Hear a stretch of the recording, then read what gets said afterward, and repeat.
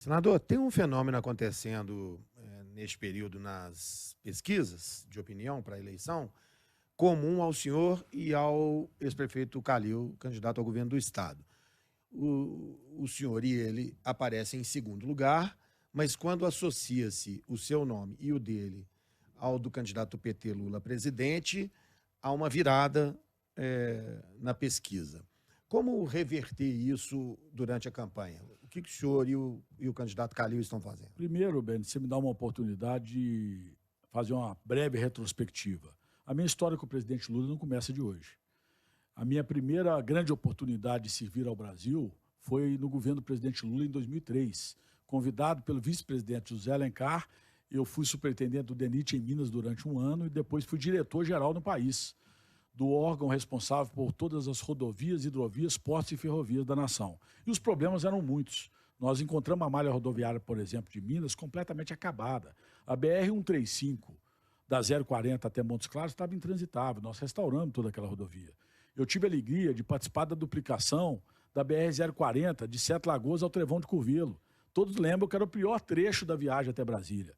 Eu tive a alegria de iniciar a duplicação da BR-262 de Betinha a Nova Serrana, que vai para o Triângulo Mineiro, e começar o projeto de viabilidade técnica, socioeconômica e ambiental da duplicação da BR-381, que infelizmente, depois interrompido, hoje nós só temos 60 dos 300 quilômetros de rodovias duplicados. Mas, enfim, a nossa história começou lá de trás. Eu vejo que o presidente Lula é um líder capaz, nesses momentos, principalmente de grave crise social. Nós beiramos ao caos social hoje, no Brasil, em termos de desigualdades. E agora acontece exatamente o que você está dizendo. Não é só em Minas Gerais, não é só em Minas que está acontecendo, na maior parte dos estados da federação, o presidente Lula é o grande eleitor dessa eleição. A eleição está muito polarizada, um momento de muita tensão política, nós temos questões que nós temos que defender de forma muito intransigente.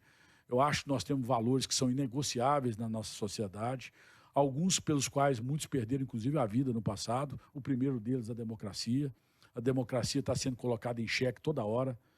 Há uma confusão entre as instituições muito grave. Eu acho que nós temos que voltar a termos um líder que volte a colocar o judiciário para poder exercer sua função dentro dos limites de julgar os processos que chegam até eles, os casos concretos. A gente vê o judiciário muitas vezes ultrapassando esses limites, entrando na seara de outros poderes. E aí eu quero reconhecer que, muito por omissão também do Congresso Nacional no passado, eu acho que o Congresso deixou uma lacuna e o judiciário ocupou, legislando, que não é papel do judiciário. Nós temos que colocar esse limite no judiciário. Você fala, por exemplo, da demora na aceitação da CPI da pandemia? Não, a CPI, pelo contrário, eu acho que Minas emprestou um grande talento ao Brasil, que é do atual presidente do Congresso Nacional. Depois de 46 anos, eu quero aqui ressaltar, 46 anos, o último presidente do Congresso Nacional Mineiro foi Magalhães Pinto, 46 anos atrás. Minas emprestou um dos maiores talentos e com grande profundidade intelectual, que é o presidente Rodrigo, ao Brasil. E ele está ali exatamente se equilibrando para defender esses valores que eu acabei de dizer.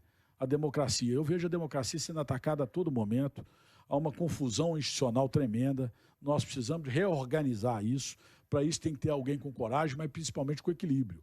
A CPI que você perguntou agora, eu acho que ela tinha questões de mérito que precisavam ser apuradas, como foram apurados quando aconteceu, mas ela era inoportuna naquele momento. Por isso que ela não foi instalada. O que era inoportuno? Nós estávamos vivendo em Brasília, eu estava lá. Nós tínhamos 4.400 pessoas morrendo por dia quando ela foi proposta. O Senado da República não estava funcionando presencial. Nós sabemos que uma CPI precisa da presença física dos senadores. A maior parte do Senado Federal eram pessoas acima de 70 anos de idade. Então, o que o presidente Rodrigo defendeu naquela época, que a CPI ela tinha muita necessidade de ser implantada, mas que não era oportuna até que a saúde pública estivesse minimamente sob controle. E foi o que aconteceu. Ela foi instalada, prestou o seu papel, demonstrou que o governo federal equivocou-se da condução da questão da pandemia todo o tempo, que nós tínhamos que, sim, prevenir, ouvir a ciência, sermos rigorosos na questão do uso das máscaras, termos que investir como teve que ser investido no final na questão da reestruturação da saúde pública, mas, infelizmente, 700 mil vidas foram ceifadas no Brasil.